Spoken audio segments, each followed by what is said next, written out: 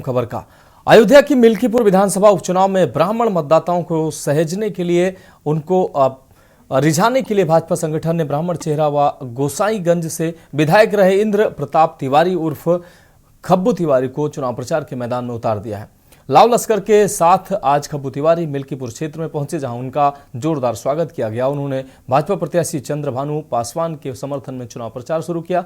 खब्बू तिवारी ने बताया कि मुख्यमंत्री योगी आदित्यनाथ से मुलाकात हुई थी और मुलाकात के दौरान उन्होंने मिल्कीपुर में चुनाव प्रचार का दायित्व दिया है, जिसके बाद वह आज से मिल्कीपुर विधानसभा में चुनाव प्रचार शुरू कर चुके हैं। मिल्कीपुर की जो देवतुल्य जनता है, उन्होंने तय कर लिया है कि पिछले लोकसभा चुनाव में जो कहीं पर चूक हुई थी, उस चूक को इस बार सुधारेंगे और भाजपा प्रत्याशी को भारी मतों से विजयी बनाकर मोदी, योगी, भूपेंद्र चौधरी, केशव मौर्य और ब्रजेश पाठक के हाथों को मजबूत करेंगे। जो दायित्व हमें दिया गया है, उसके निर्वहन के लिए हम मिल्कीपुर में उतर चुके हैं। समाजवादी पार्टी के 40 स्टार प्रचारकों पर खब्बू तिवारी ने कहा कि उनके जरूर 40 स्टार प्रचारक होंगे, लेकिन भाजपा के साथ कई लाख जनता व कार्यकर्ता है, वह लामबंद है। उनके पास नेताओं की फौज हो सकती है, लेकिन हमारे पास देवतुल्य जनता और कार्यकर्ताओं की लंबी फौज है।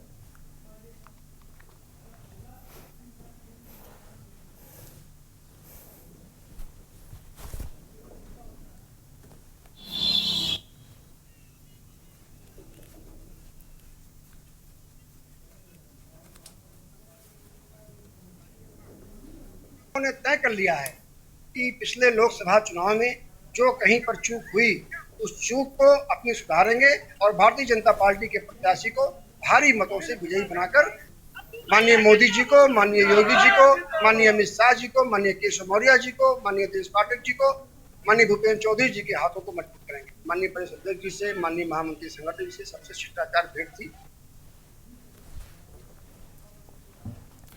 अयोध्या के मिल्कीपुर विधानसभा उपचुनाव की कमान संभाल रहे मंत्रियों में से एक मंत्री सहकारिता मंत्री जेपीएस राठौर ने समाजवादी पार्टी पर करारा प्रहार किया। उन्होंने कहा कि यह चुनाव अयोध्या के सम्मान से जुड़ा हुआ है। भाजपा पूरी ताकत से चुनाव में लगी हुई है। समाजवादी पार्टी द्वारा सरकार पर आरोप लगाया गया कि सरकार सपा कार्यकर्ताओं पर फर्जी मुकदमे दर्ज करवा रही है। इस आरोप पर जेपीएस राठौर ने कहा कि आरोप का तथ्य समाजवादी पार्टी चुनाव आयोग के सामने पेश करें।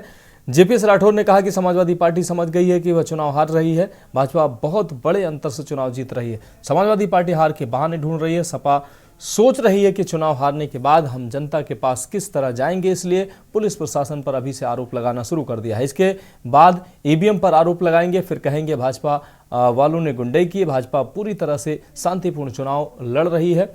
अगर सपा शांति तो पूरे चुनाव एक लाठी भी नहीं चलेगी और शांतिपूर्ण से चुनाव होगा, लेकिन अराजकता करने पर बवाल हो जाए ताकि चुनाव शांतिपूर्ण ना हो, और ये मकसद है उनका। प्रशासन से भी अपील है कि चुनाव को शांतिपूर्ण ढंग से संपन्न कराया जाए।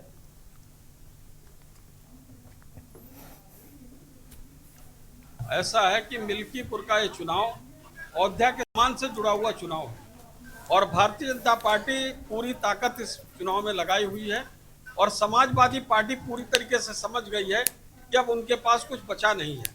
भारतीय जनता पार्टी ये चुनाव बहुत बड़े अंतर के साथ जीतने जा रही है, तो ये हार के बहाने खोज रहे हैं। इनको चाहिए कि चुनाव हारने के बाद हम किस तरीके से जनता के बीच में जाएंगे, तो ये पुलिस प्रशासन के ऊपर अभी से आरोप लगाने लगे। अब उसके बाद ईवीएम के ऊपर आरोप लगाएंगे और उसके बाद कहेंगे इन लोगों ने गुंडई करी, ये भी आरोप लगाएंगे। भारतीय जनता पार्टी पूरे शांतिपूर्ण ढंग से चुनाव ये होगा। अगली अहम खबर आगरा से है, जहां किरावली तहसील परिसर में आज उस समय अफरा तफरी मच गई जब कीठम गांव से आए कुछ लोगों ने एसडीएम को पकड़कर गिराने की कोशिश की। घटना से गुस्साए एसडीएम ने एक फरियादी को थप्पड़ जड़ दिया। महिलाओं समेत प्रदर्शनकारियों से बचकर एसडीएम अपने ऑफिस में घुस गए। आपको बता दें कि तहसील में बड़ी संख्या में फरियादी अपनी समस्याओं को लेकर आए थे। जब एसडीएम आगरा जाने के लिए अपने कार्यालय से बाहर निकले, कीठम गाँव से आई कुछ महिलाएं और एक पुरुष एसडीएम के सामने आ गए और अपनी फरियाद सुनाने लगे। एसडीएम ने उन्हें बताया कि वह डीएम की मीटिंग में जा रहे हैं और लौटने के बाद उनकी समस्या सुन पाएंगे। इतना कहकर एसडीएम अपनी गाड़ी में बैठ गए। ये देखकर कीठम के लोग उग्र हो गए। महिला एसडीएम की गाड़ी के आगे खड़ी हो गई और अपनी बात सुनने के लिए हंगामा करने लगी। फरियादी महिलाओं के साथ आए एक पुरुष फरियादी ने एसडीएम को रोका, तो नाराज एसडीएम ने फरियादी को थप्पड़ जड़ दिया और तेजी से चलकर अपने कार्यालय में चले गए। आसपास खड़े होमगार्ड और वकीलों ने उस व्यक्ति को पकड़कर रोका। बाद में मौके पर पहुंची पुलिस ने उस व्यक्ति को हिरासत में ले लिया।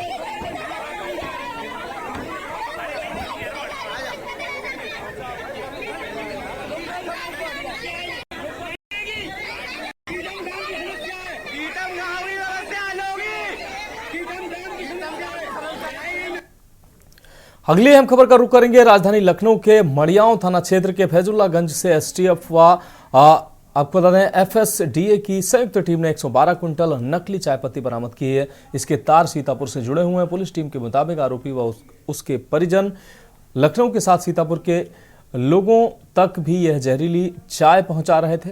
मामले में गिरफ्तार बिस्वा निवासी मोहम्मद आरिफ की काले कारोबार का मास्टरमाइंड है। बिस्वा के स्थानीय निवासियों के मुताबिक आरिफ बीते 7 सालों से भी अधिक समय से चाय पत्ती का कारोबार करता था। वहीं सीतापुर के तार जहरीली चाय से जुड़ने के बाद प्रशासन एक्शन में है। खाद्य विभाग एवं राजस्व की टीम ने कस्बे में एक सभासद के घर पर छापेमारी की। छापेमारी से खुली चाय और 400 पैकेट पान मसाला बरामद किया गया। घर मालिक सामग्री का लाइसेंस और बिल पेश नहीं कर सका। बरामद सामग्री को सीज करते हुए जांच के लिए नमूने को भेज दिया गया। पूरा मामला महमूदाबाद कस्बे के कटरा वार्ड का है।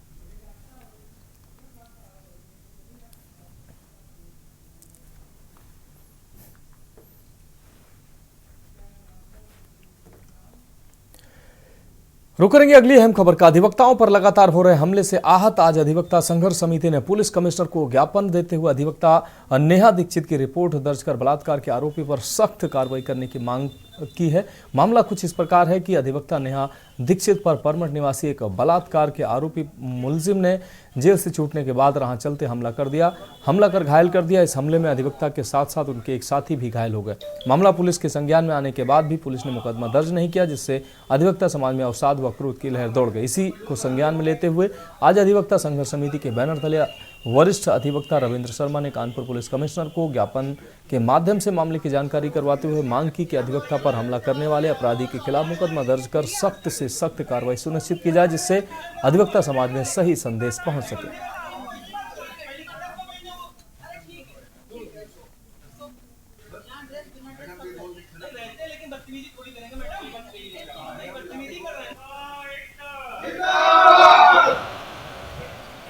आज ये नेहा दीक्षित वकील साहब हैं, इन्होंने एक बलात्कार की एफआईआर लिखवाई थी अपने क्लाइंट की तरफ से, जिसको जो विपक्षी था वो जेल गया, छूट के आया, तो इनके ऊपर अभी हमला किया, जिसमें इनके हाथ में गंभीर चोट आई, फ्रैक्चर है और अंकित सहयोगी हैं, उनको घायल हो गए। इन्होंने 112 नंबर में आया, पुलिस नहीं आई, अभी तक एफआईआर नहीं लिखी गई ग्वालटोरी थाने, उसी के लिए आए थे। अभी हम कमिश्नर महोदय ने तत्काल आदेश किया कि एफआईआर लिखी जाए और दोनों लोगों का मेडिकल कराया जाए। क्या आश्वासन दिया था कमिश्नर ने? नहीं, उन्होंने कह दिया कि तत्काल एफआईआर हो और मेडिकल कराया जाए। तो खबरों में वक्त एक और ब्रेक का है, जल्द हाजिर होंगे।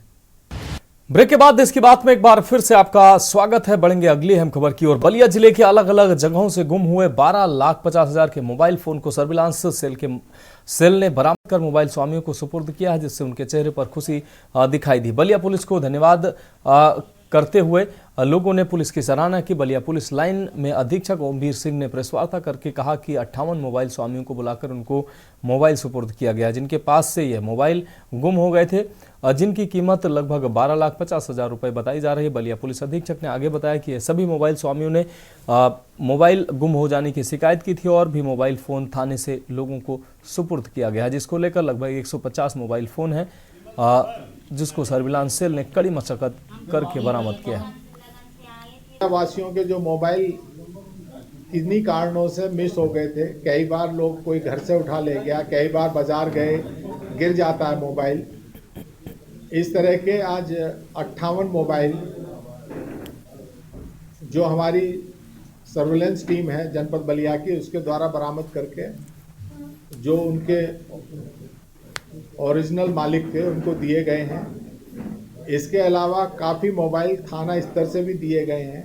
ये संख्या करीब 150 मोबाइल की थी, लेकिन आज जो पुलिस लाइन में वो 58 लोगों को मोबाइल दिए गए हैं।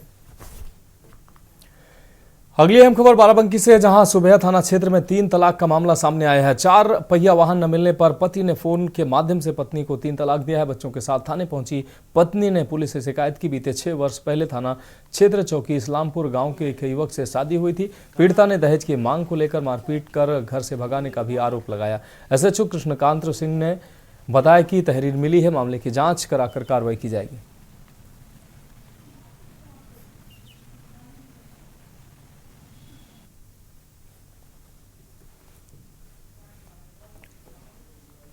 अगली अहम खबर रायबरेली से है, जहां मांगलिक कार्यक्रम के दौरान युवक के द्वारा फायरिंग करने का मामला सामने आया है। आपको बता दें कि न्यूज पर खबर दिखाए जाने के बाद पुलिस हरकत में आई। पुलिस ने खबर का संज्ञान लेते हुए आरोपी की गिरफ्तारी की। वहीं युवक के कब्जे से अवैध शस्त्र बरामद हुआ है। वहीं हर्ष फायरिंग करते युवक का वीडियो वायरल हुआ था। गुरबख्शगंज थाना क्षेत्र के सनिका मऊ गांव का यह पूरा मामला बताया जा रहा है।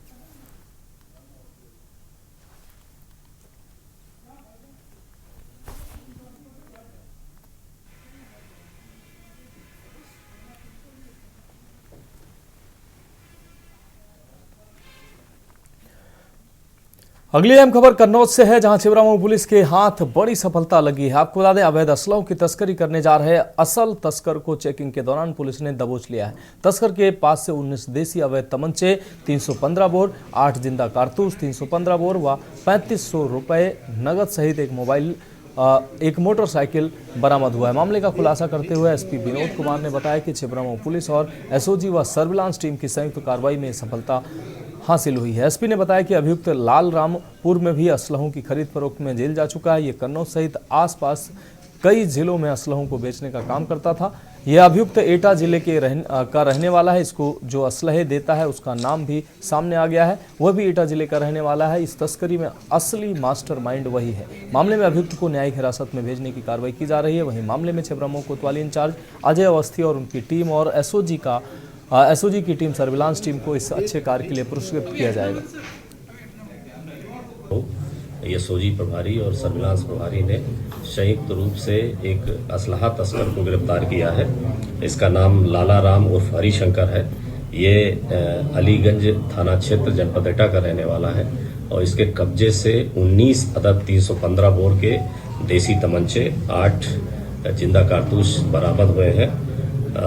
ये एक बहुत अच्छा गुड वर्क है। इसके विरुद्ध अभियोग पंजीकृत किया जा रहा है, इसको जेल भेजा जा रहा है।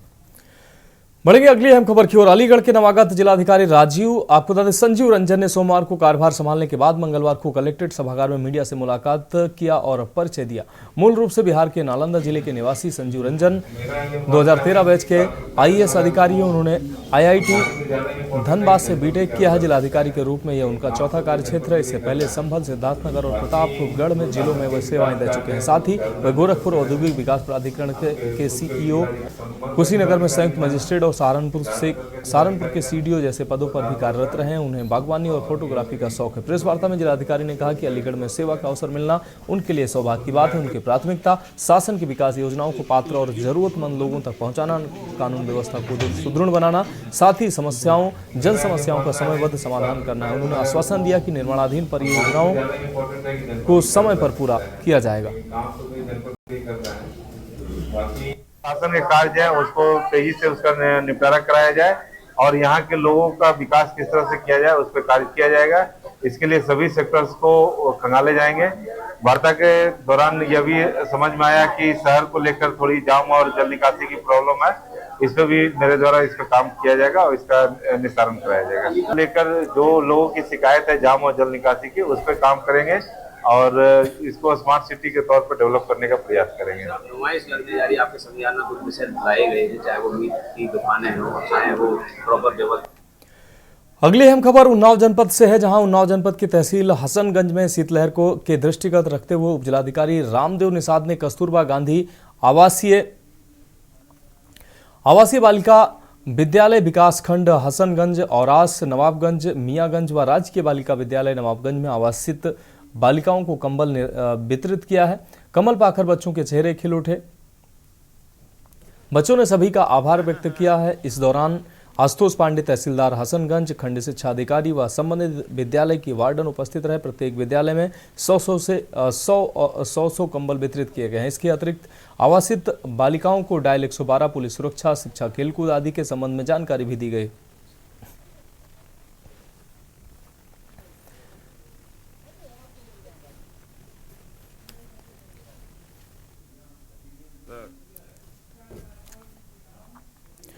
बढ़ेंगे अगली अहम खबर की ओर। गाजीपुर पहुंचे जम्मू कश्मीर के एलजी मनोज सिन्हा ने नरसिंह इंटर कॉलेज के भवन का शिलान्यास किया है। गाजीपुर के मोहनपुरा में स्थित नरसिंह इंटर कॉलेज के शैक्षणिक एवं प्रशासनिक भवन का एलजी मनोज सिन्हा ने शिलान्यास किया। पारंपरिक ढंग से पूजा पाठ कर एलजी ने कॉलेज के भवन के निर्माण कार्य का शिलान्यास किया। गाजीपुर के मोहनपुर गाँव में जम्मू कश्मीर के एलजी मनोज सिन्हा का पैतृक घर है, जहाँ आज वो पहुंचे। गाँव में पहुंचकर उन्होंने नरसिंह इंटर कॉलेज के भवन का शिलान्यास किया।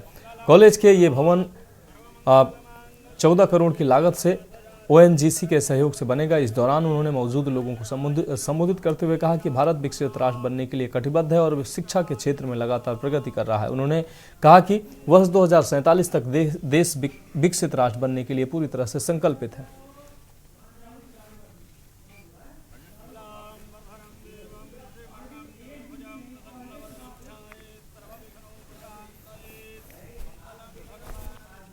मंगलम गरुड़ध्वज मंगलम कुंडलम भगवान शंभो मंगलम भगवध्वज। दुनिया के विकसित देशों की आबादी बूढ़ी होने लगी, वहाँ परिवार नियोजन खत्म करके नई संतानें और पैदा की जाए, इस पर बल दिया जाए। भारत आज सबसे युवा देश है और मैं समझता हूँ कि निश्चित रूप से भारत में वो सामर्थ्य और वो लक्ष्य जरूर प्राप्त करेंगे। एक अंतिम बात कहकर खत्म करूंगा, क्योंकि आप लोग भी देर से आए। नील आर्मस्ट्रांग का नाम आप सब सुने, उनके कारण ही चंद्रमा पर पहली बार मनुष्य। अगली अहम खबर गाजीपुर से है, जहां गाजीपुर पुलिस ने 1 करोड़ की हेरोइन पकड़ी है। पुलिस ने 1 करोड़ की हेरोइन के साथ 3 तस्करों को भी गिरफ्तार किया है। आपको बता दें, पुलिस ने हेरोइन तस्करों को सदर कोतवाली क्षेत्र के सेमरा चक फैज से गिरफ्तार किया है। तस्करों के पास से 525 ग्राम हेरोइन बरामद हुई है। पकड़े गए तस्कर चंदौली से हेरोइन लेकर मऊ जा रहे थे। पकड़े गए तस्करों पर तस्करी के कई केस दर्ज हैं। पुलिस तस्करों के बाकी नेटवर्क को खंगाल रही है।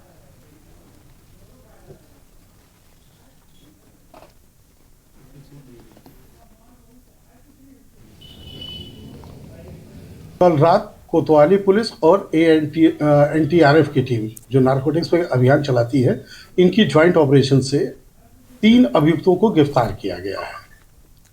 इनके पास से 525 ग्राम हेरोइन बरामद हुई है।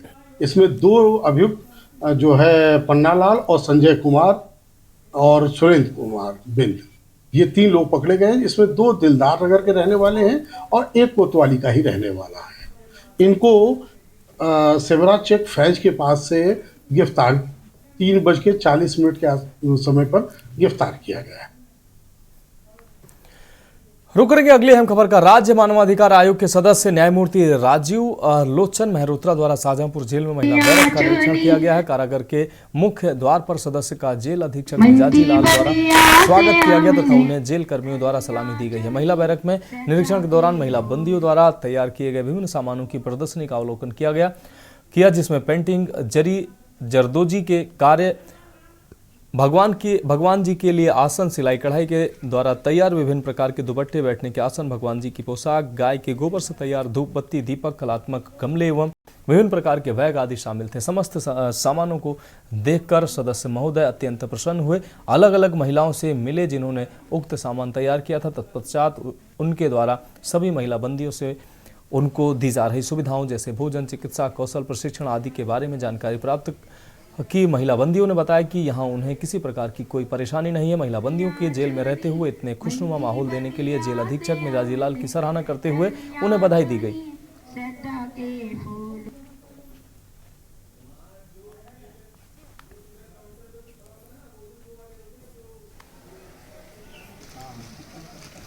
में महिला बैरक का माननीय सदस्य राज्य मानवाधिकार आयोग जस्टिस राजीव लोचन मेहरोत्रा के द्वारा निरीक्षण किया गया। निरीक्षण के दौरान उनके द्वारा महिला बंदियों के साथ किए जा रहे कार्यों, उनको दी जा रही सुविधाओं आदि की जानकारी प्राप्त की। उन्होंने महिला बंदियों के साथ वार्तालाप किया और रुक रही अगली अहम खबर की ओर। उत्तर प्रदेश सरकार द्वारा चित्रकूट जिले में सामूहिक विवाह योजना का कार्यक्रम कराया गया, जिसमें चित्रकूट जिले में 208 जोड़ों का विवाह संपन्न हुआ। चित्रकूट जिले के प्रभारी मंत्री मन्नू कोरी ने पहुंचकर वधुओं को आशीर्वाद प्रदान किया। साथ ही उन्होंने योगी सरकार की सराहना की। उन्होंने कहा कि योगी सरकार के द्वारा लगातार गरीब तबके के लोगों के लिए योजना चलाई गई है, जिसमें 51,000 एक जोड़े में खर्च किया जा रहा है। उन्होंने कहा कि 35,000 कन्या के खाते में जाएगा, जबकि बाकी सामान अन्य खर्चों पर खर्च किए जा रहे हैं। सभी वधुओं की सराहना की। वहीं जिलाधिकारी चित्रकूट शिवशरण जीएन ने सभी वधुओं को आशीर्वाद दिया और सरकार की योजना की सराहना की।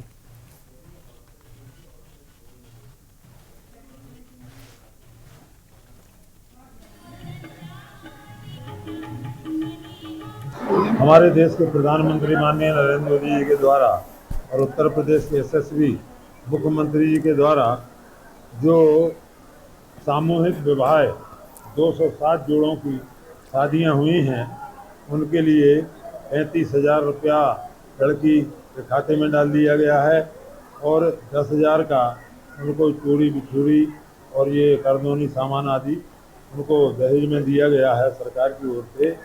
और 6,000 का जो खर्चा आया है तो सभी मिलाकर के रिश्तेदारों को सबको ये खर्चा भी उनको दिया गया है। मुख्यमंत्री महोदय के निर्देश के क्रम में ये सामूहिक विवाह का यहाँ पे आयोजित किया गया, जिसमें प्रभारी मंत्री जी मुख्य अतिथि थे। इसमें 208 जोड़ों का शादी हुआ है।